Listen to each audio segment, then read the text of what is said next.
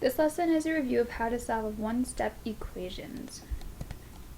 So let's first discuss some rules you need to know before we start solving. When we talk about solving an equation, we're trying to move numbers away from the variable. To do that, we have to undo certain operations. So let's first talk about how to undo addition. If you see addition, you need to undo addition by subtracting. For instance, if you had an equation like x plus 2 equals 12, you need to get the x by itself, so you need to move the 2.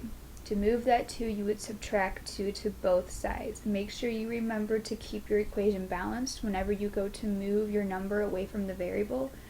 No matter what operation you're undoing, you must do that operation to both sides. What you do to the left, you must do to the right. 2 minus 2 is just 0, so you're left with x on the left-hand side. 12 minus 2 is 10. If you're given an equation where you need to undo subtraction, to do that you need to add. So if you're given an equation like x minus 5 equals negative 3, you need to move this minus 5. To do so, you're going to add 5 to both sides. Negative 5 plus 5 is 0. So you're left with just x on the left-hand side. Negative 3 plus 5 is 2. If you're given multiplication, to undo multiplication, you need to divide. So if you have an equation like 7x equals negative 21, remember whenever you have a number butted up next to a variable, that denotes multiplication. So make sure you're able to see that as multiplication and recognize that. So to move this 7, I actually need to divide. Some of you will be tempted to subtract here. Make sure you understand you need to divide if you ever see a variable attached to a number. So I'm going to divide by 7 on both sides, and when I do that, I get x equals negative 3. 7 divided by 7 here is 1, so that's where I just get the 1x, or x. If you're given division, to undo division, you need to multiply.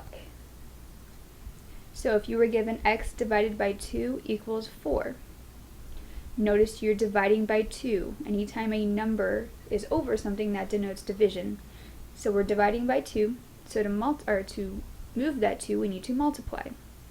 So I'm going to come over here and multiply by 2 on the left side and the right side. These 2's cancel and make a 1, so I'm left with x on the left-hand side. 4 times 2 is 8. Make sure you know these rules. If you need to write them down somewhere, make sure you do so, because these apply to all types of solving that we will talk about this year. So here's some more practice problems. Now, when we solve, it is important that you guys remember to check your work. Once you solve a problem, you get x equals whatever number it may be, x equals 2. Always make sure you plug that back into the equation to make sure your equation makes sense. If you plug back in and have a statement like 2 plus 3 is 4, that doesn't make sense. That's not logical. So you've done something wrong. So always make sure you check your answers to see if you've arrived at the correct answer.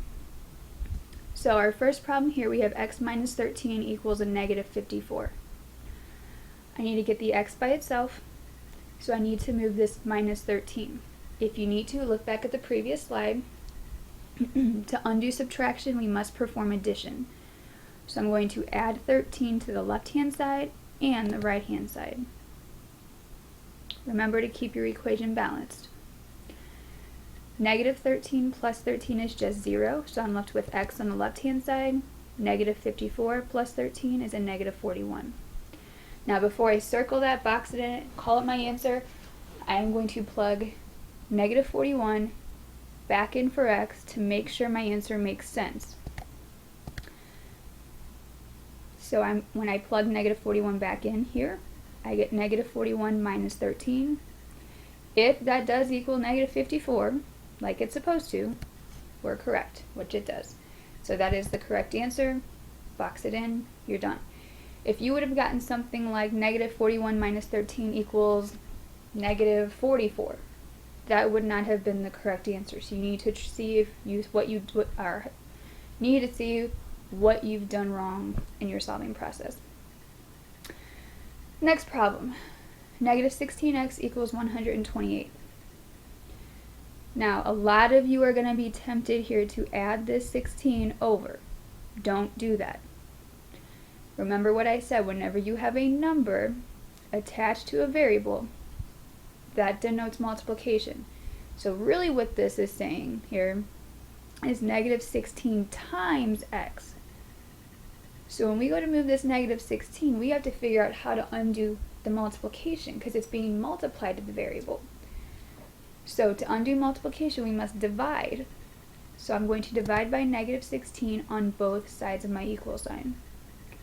Negative 16 divided by negative 16 is just 1, so I'm left with x on the left-hand side. 128 divided by negative 16 is 8, or negative 8. So before we circle that, always check your answer. I'm going to replace x with negative 8. Negative 16 times negative 8, if it equals a positive 128, I've gotten the right answer. And it does. Now, let's say you dropped off your negative sign here. If you would have said x equals 8, then when you plugged back in, you would have gotten negative 128. That is not the same thing as a positive 128, so you'd need to go back and see where you went wrong. So always pay attention to the little details. Next problem. X divided by negative 5 equals 12. So I'm dividing by negative 5, so if you need to go back to the previous slide. To undo division, I must multiply.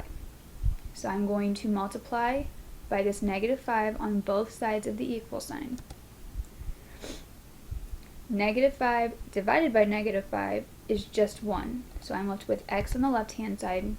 Negative 5 times 12 is a negative 60. Always check your answer. Plug negative 60 back in for x. Negative 60 divided by negative 5 is 12, just like it's supposed to be. So that is my final answer.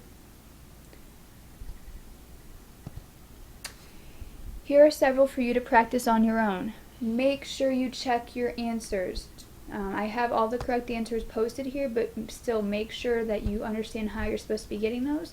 If you have any questions, please make sure you come see me before or after school to get clarification.